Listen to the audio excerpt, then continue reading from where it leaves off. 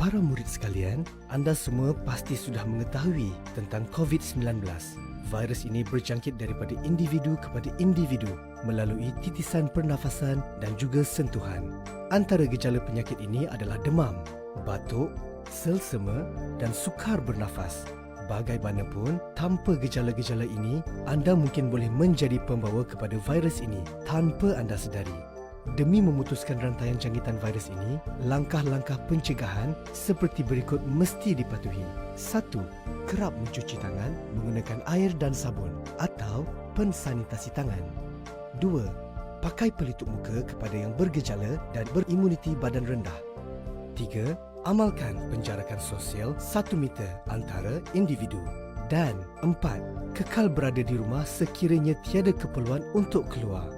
Langkah-langkah yang disebutkan tadi bermakna anda semua tidak dibenarkan untuk bersembang rapat, berkumpul dan bersentuhan. Kepatuhan anda kepada langkah-langkah pencegahan ini memberi makna yang besar kepada negara. Ikuti siri video berikutnya untuk mengetahui prosedur-prosedur berkaitan persekolahan.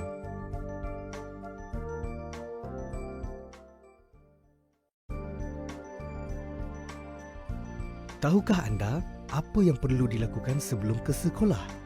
Sebaik sahaja bangun pagi, periksa suhu badan terlebih dahulu. Seluruh ahli keluarga digalakkan berbuat demikian. Jika suhu anda tinggi, kekal berada di rumah dan tidak perlu ke sekolah. Amalkan kebersihan diri.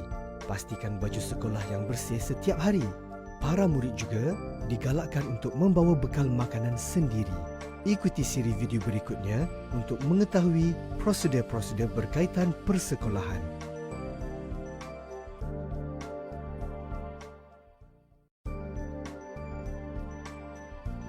Murid-murid sekalian, penjarakan sosial 1 meter perlu sentiasa diamalkan di sepanjang perjalanan ke sekolah. Bagi yang berjalan kaki, pastikan jarak anda ketika berjalan. Bagi murid-murid yang menaiki kenderaan awam seperti bas atau van sekolah, hendaklah sentiasa mematuhi garis panduan yang telah dikeluarkan oleh sektor pengangkutan awam darat. Setibanya di sekolah, anda hendaklah beratur untuk diambil suhu badan. Jika suhu badan melebihi 37.5 darjah Celsius, anda akan dibawa ke bilik isolasi dan tidak akan dibenarkan untuk masuk ke kelas. Ibu bapa atau penjaga akan diberitahu supaya mengambil anda pulang untuk dikuarantin.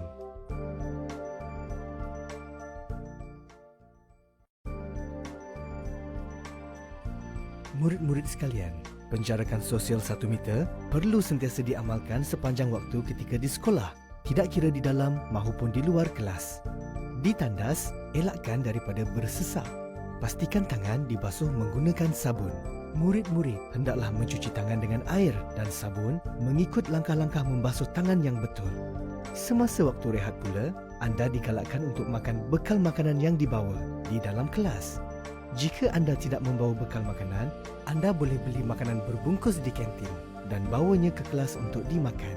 Pastikan penjarakan sosial diamalkan di kantin. Perlu diingat bahawa anda tidak dibenarkan berkumpul atau melepak semasa waktu rehat.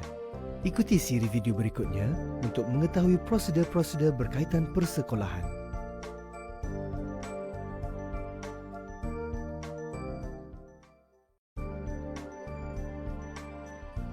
Ketika berada di sekolah, anda dilarang berkumpul dengan kawan-kawan dalam kedudukan rapat atau bersentuhan.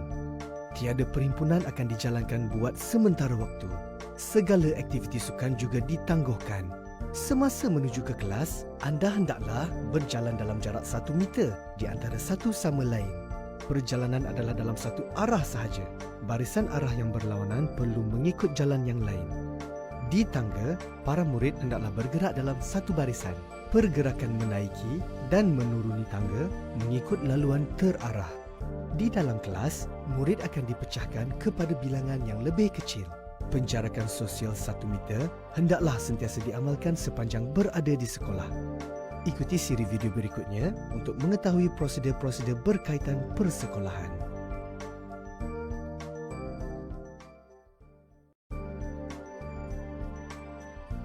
Untuk murid asrama, hanya murid yang sihat sahaja dibenarkan untuk pulang ke asrama.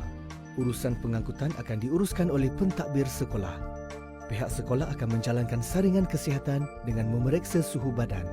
Murid yang bergejala dan mempunyai suhu badan melebihi 37.5 darjah Celsius akan diletakkan di bilik isolasi sementara menunggu mereka dibawa pulang oleh ibu bapa atau penjaga.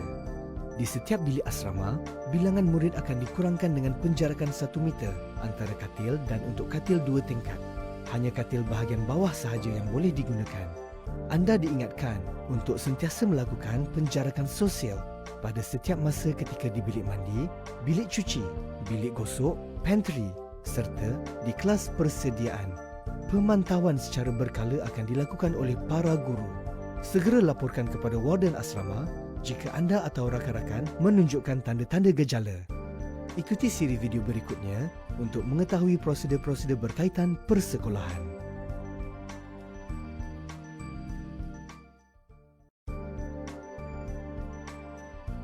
Ketika pulang dari sekolah, murid-murid hendaklah berada dalam keadaan teratur untuk keluar dari kelas dan kawasan sekolah. Bagi yang menunggu untuk diambil oleh ibu bapa, pastikan penjarakan sosial semasa berada di ruang menunggu.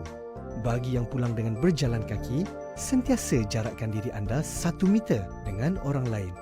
Bagi yang pulang dengan bas, lakukan penjarakan sosial semasa menunggu di hentian bas, ketika beratur untuk menaiki bas dan sepanjang berada di dalam bas.